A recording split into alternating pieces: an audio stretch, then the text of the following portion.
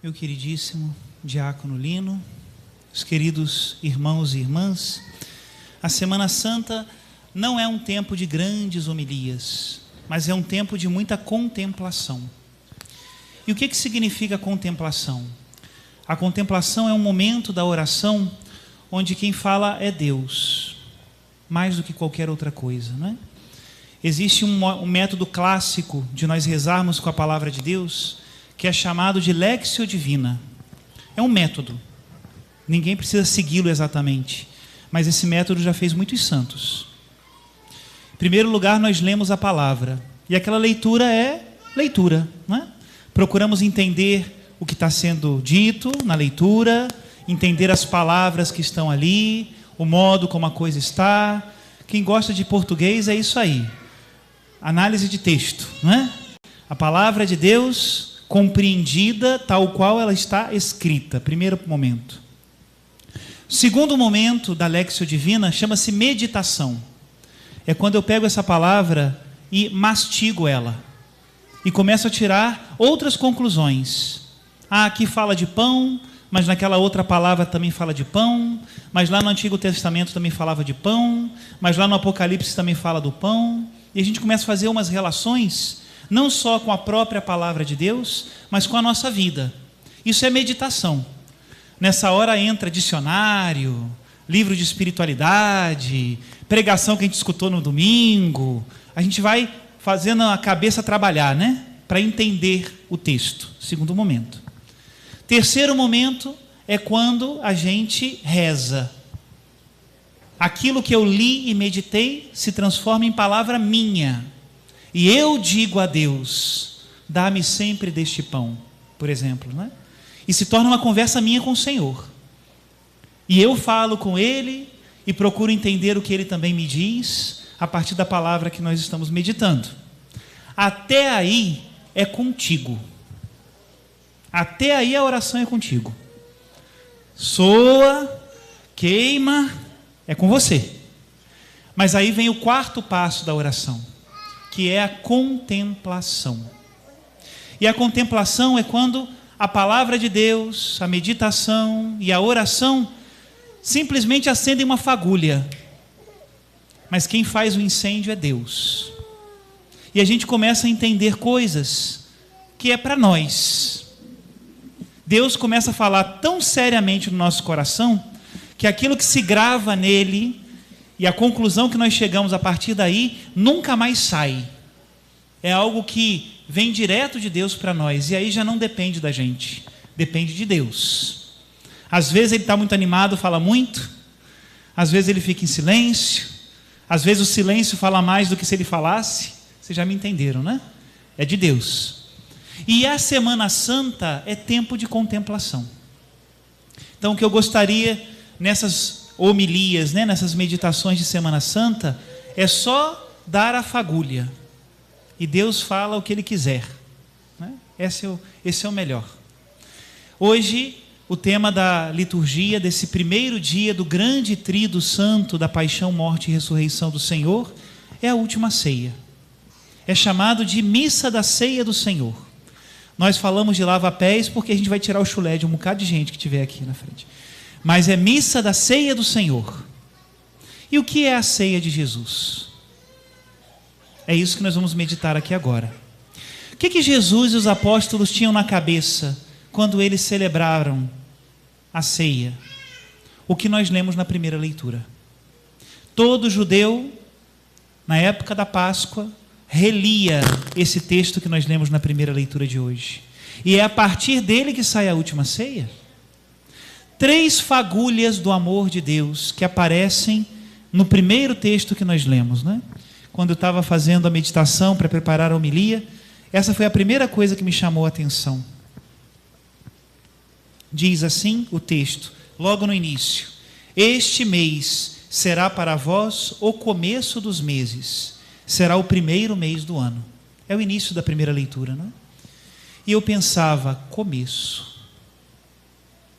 Talvez a gente veja a última ceia como final, não é? A Eucaristia como final. Mas para nós é começo. É da Eucaristia que sai a igreja, é da Eucaristia que vem o amor de Deus aos nossos corações, é pela Eucaristia que a comunidade se reúne e é pela Eucaristia que ela é enviada a pregar o Evangelho. A Eucaristia é sempre começo.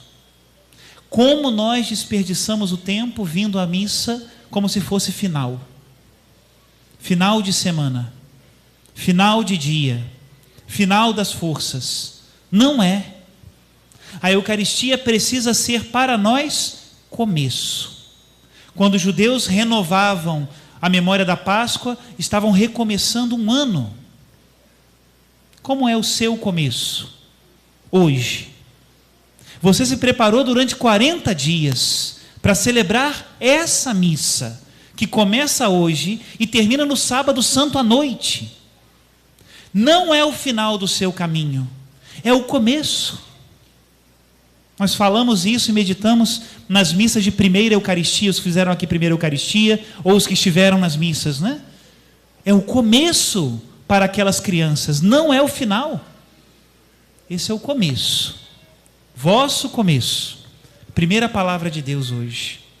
Segunda palavra de Deus: calcular o número dos comensais, porque todos devem comer juntos. Se há uma coisa que os judeus entendiam muito bem na época da Páscoa, é que ninguém podia celebrar a Páscoa sozinho. Porque se matava um cordeiro por família, mas não podia sobrar carne para o dia seguinte. Então, quando eles matavam o cordeiro, eles calculavam. E não, ainda sobra carne, dá para chamar o vizinho. Então chama o vizinho. Não matem 2 cordeiros. A unidade do povo se fez pela passagem do Senhor. E nosso Senhor Jesus Cristo ampliou esse sentido de comer juntos, quando transformou essa ceia na ceia do amor. Quem vem celebrar a Eucaristia pensando só numa espécie de perfeição pessoal, santidade pessoal, minhas coisas, não está sabendo celebrar a Eucaristia. Quando eu venho celebrar a Eucaristia, é para nós nos reunirmos, é para nós crescermos, é para nós nos santificarmos. Sem o meu irmão eu não posso comer a Páscoa. Isso é muito importante. Nesse tempo em que está todo mundo com a sua telinha, antigamente as famílias se reuniam para ver televisão. Só tinha uma tela por casa. Hoje em dia tem uma tela por bolso. E olha que tem gente que me mostra que tem 2 celulares, 3 celulares, um do trabalho, um da família, não sei o quê. Cuidado, hein? A missa não é uma tela. Nós precisamos comer juntos. Uma fé individualista não é a Páscoa do Senhor. Terceira palavra da primeira leitura de hoje: com os rins cingidos, sandálias nos pés e cajado nas mãos. Quando nós vemos o amor que Deus derramou em nossos corações pela Eucaristia, a pergunta é: e daí? Qual vai ser a minha missão? Graças a Deus, quando eu converso com as pessoas no aconselhamento, na direção espiritual, as pessoas, muitas vezes perguntam: padre, eu preciso encontrar o meu lugar na igreja. Qual pastoral eu posso servir? Como eu devo servir no meu trabalho? Como eu devo servir na minha família? Graças a Deus, isso é fruto da Eucaristia. Nosso Senhor não nos alimenta para a gente ficar deitado de barriga para cima, né? Nosso Senhor nos alimenta com a Eucaristia para nós sermos missionários. Dessa passagem, Jesus tirou aquelas recomendações dos 72 discípulos: cajado na mão e sandálias aos pés. Somos homens e mulheres enviados a pregar o Evangelho. E o primeiro Evangelho que nós pregamos é o nosso testemunho de vida. Por que nós não estamos aqui todos juntos com as pessoas da sua casa? Com seus irmãos, marido, esposa, filhos? Por que está faltando gente na mesa do Senhor? Por que tem lugares vazios aqui? Porque nós ainda não somos uma testemunha do amor de Deus. Começo, este mês será para vós o começo dos meses. Comer juntos deveis calcular o número dos comensais e, com os rins cingidos, sandálias nos pés e cajado na mão. É nisso que Jesus e os apóstolos pensavam quando se reuniram para celebrar a Eucaristia. E ali naquele momento da celebração, Jesus fez novas todas as coisas, novas. E aí nós vamos agora à segunda leitura de hoje. Na segunda leitura de hoje, olha que interessante, é a primeira vez que na palavra de Deus se registra a Eucaristia. A primeira leitura de hoje, essa carta de São Paulo, foi escrita antes dos evangelhos. E ali São Paulo tem muito cuidado em dizer: o que eu recebi do Senhor foi isso que vos transmiti. São Paulo tem muito cuidado em não falsear a palavra, mas passar para frente o que tinha recebido do próprio Jesus. E é isso que nós temos aqui no meio de nós, meus irmãos. Temos no altar o que recebemos do mesmo Jesus. Que maravilha! E quantas vezes nós colocamos a Eucaristia no final dos meus compromissos? Se sobrar tempo, se eu tiver vontade, se eu não estiver cansado, se não tiver visita lá em casa, sabe? Parece que a gente faz tanto para deixar a Eucaristia tão no final. Se não tiver mais jeito de dar desculpa, então eu vou à igreja. Quando nós aqui temos a oportunidade de tocar no próprio Jesus, aquilo mesmo que eu recebi, isso mesmo eu vos transmiti. Não pode ser diferente isso, hein? Vamos ao Senhor com o coração aberto. Às vezes algumas pessoas dizem assim: olha, eu gostaria tanto que Jesus estivesse aqui na minha frente, gostaria de ouvir a sua voz, gostaria de estar com Ele, gostaria de abraçá-lo, beijá-lo, gostaria de ouvir os seus ensinamentos. Meus irmãos, isso está aqui. Na Eucaristia, Jesus está vivo, ressuscitado. Na sua palavra Ele nos fala. Hoje é quinta-feira santa, a ceia do Senhor. Que maravilha estarmos aqui. Mas todas as vezes que se celebra a Eucaristia, se renova o mesmo mistério de salvação. É a Páscoa anual, só uma vez ao ano temos quinta-feira santa, sexta-feira santa, sábado santo e domingo de Páscoa. Mas cada domingo nós temos uma Páscoa semanal. E se nós vamos à Eucaristia nos outros dias de semana, temos uma Páscoa diária. Isso mesmo que eu recebi, foi isso que vos transmiti. É o próprio Jesus, não há falseamento, não há falsidade. É a verdade do Senhor. E cuidado com as novidades, não é? Ai, padre, mas é muito mais gostoso aquele outro grupo, aquela outra reunião, aquele outro jeito. Meus irmãos, tudo isso são galhos. Mas aqui está a raiz da árvore. Aqui está o tronco da árvore. Aqui está a seiva verdadeira. Todo o resto é consequência. Volta para o Senhor. Quantas coisas Deus agora te lembra, não é? Pois bem, volta para Deus. Precisamos estar unidos à videira que é Jesus. E agora nós vamos ao Evangelho. Penso que o Evangelho é uma contemplação mais profunda. 3 coisas. Primeiro, a atitude de Jesus. Qual é a atitude de Jesus quando foi celebrar a Páscoa? Diz o Evangelho: desejei ardentemente comer convosco essa Páscoa. Hoje também nós lemos, não é? Sabendo Jesus que tudo lhe tinha sido entregue, que do Pai vier e para o Pai voltar. A atitude de Jesus é como uma música de fundo de toda a última ceia, e é o amor de Deus. O que você faria, meu irmão, minha irmã, se você soubesse que amanhã é o dia da sua morte? Amanhã. O que você faria? Eu não sei, mas Jesus deixou o coração dele. Ele poderia ter chamado todo mundo e falar assim: gente, vamos chorar, que amanhã eu vou embora. Vocês me consolem, por favor, porque amanhã eu darei a minha vida por todos. É o contrário. Jesus chama os apóstolos na última ceia porque Ele quer consolar os apóstolos. Jesus devia estar muito emocionado.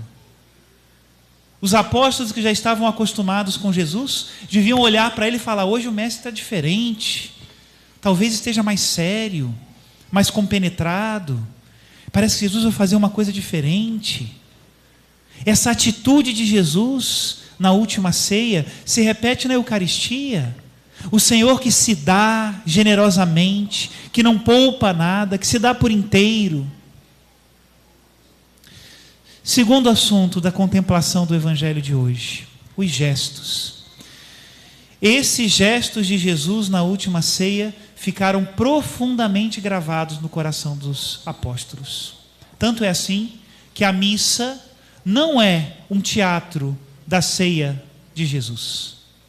Nós podemos organizar aqui a catequese, ou os jovens, ou quem quer que seja, e fazer um teatro da última ceia. Você já deve ter visto vários filmes com teatro da última ceia. E é diferente da missa. Na missa a gente não faz um teatro da última ceia. Na missa a gente repete os gestos e as palavras de Jesus. É diferente. Condensado. Porque aquilo ficou tão gravado no coração dos apóstolos, que quando eles queriam falar de Eucaristia, eles falavam dos gestos. Partir o pão. Para eles já entendiam. Partir o pão é a Eucaristia. Reconheceram Jesus lá em Emaús como? Ao partir o pão. Um gesto de Jesus. Nós, quando participamos, e eu gosto muito das crianças nessa hora, quanto mais petitinho, melhor, né? Porque se tem alguma coisa diferente aqui no altar, eles logo perguntam: por que botou a cortina roxa? Por que tirou essa? Outro dia uma menininha desse tamanhozinho assim falou para mim: por que o senhor tirou a vela desse lado e botou do outro? Eu falei: caramba. Pois é. Nós precisamos acompanhar a missa desse jeito. Cada gesto, cada palavra são os gestos e as palavras de Jesus.